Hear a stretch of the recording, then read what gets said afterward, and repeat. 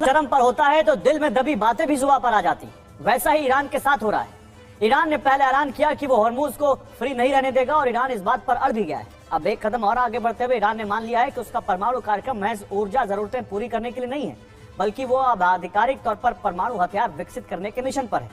Trump के back foot पर जाने की वजह से आत्मविश्वास से भरे ईरान ने अब अमेरिका और इजरायल से अपनी तुलना शुरू कर दी है। ये भी कहा गया है कि जब अमेरिका इजरायल परमाणु हथियार रख सकते हैं तो ईरान क्यों नहीं।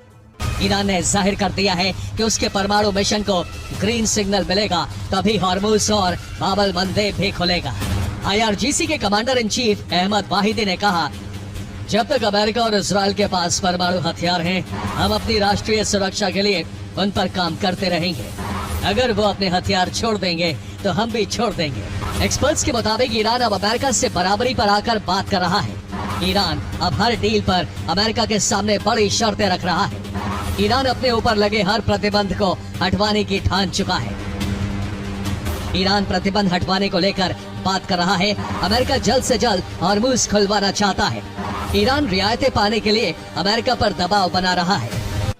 तो ईरान परमाणु हथियार बनाने का मिशन जारी रखेगा, इस बात के कई सबूत बहुत पहले से मौजूद हैं। पहला सबूत यही है कि ईरान ने 60% शुद्धता तक यूरेनियम का संवर्धन किया है। ईरान ने 440 किलोग्राम से अधिक संवर्धित यूरेनियम का भंडार जमा कर लिया है। परमाणु हथियारों के लिए 90% संवर्धन चाहिए, जो कि 60% के बाद करना बहुत आसान माना जाता है। परमाणु ऊर्जा संयंत्रों के लिए सिर्फ 5% तक संवर्धन जरूरी है। ऐसे में सवाल है कि भला ईरान ने 60% तक संवर्धन क्यों किया, जब उसको केवल परमाणु ऊर्जा ही बनानी थी। इसका मतलब ईरान का असली मकसद परमाणु हथियार बनाना है, ऊर्जा नहीं। दूसरा सबूत नतान्ज में पिकेक्स पहाड़ पर बने ठिकाने से मिलता है। दावा किया जाता है कि यही संवर्धित यूरेनियम शिफ्ट किया गया है। यहाँ संवर्धित करने वाले उपकरण यानी अत्याधुनिक सेंट्रीफ्यूज रखे गए। ईरान ने पुरानी तकनीक बदली है और मशीनों को नया बनाया है। ईरान ने 6ठी पीढ़ी के सेंट्रीफ्यूज तैयार कर लिए और माना यह जाता है कि इस काम में रूस, नॉर्थ कोरिया से ईरान ने मदद ली।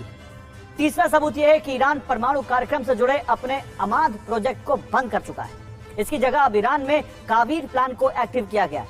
इस कार्यक्रम के तहत ईरान की कुछ जगहों पर परमाणु वॉरहेड बनाए जा रहे हैं। सेबनान प्रांत में ईरान ने परमाणु वॉरहेड की फैक्ट्री लगाई।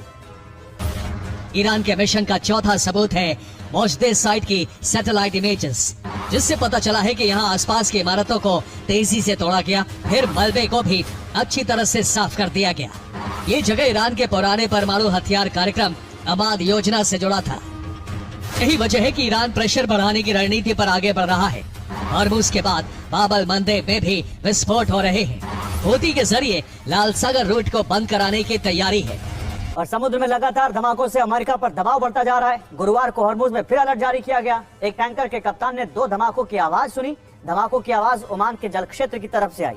हालांकि हॉर्मुज में किसी टैंकर को कोई नुकसान नहीं हुआ। इन दिनों हॉर्मुज से बाब अल मंदेब तक दहशत है। एक दिन पहले सऊदी का एक तेल जहाज जला दिया गया।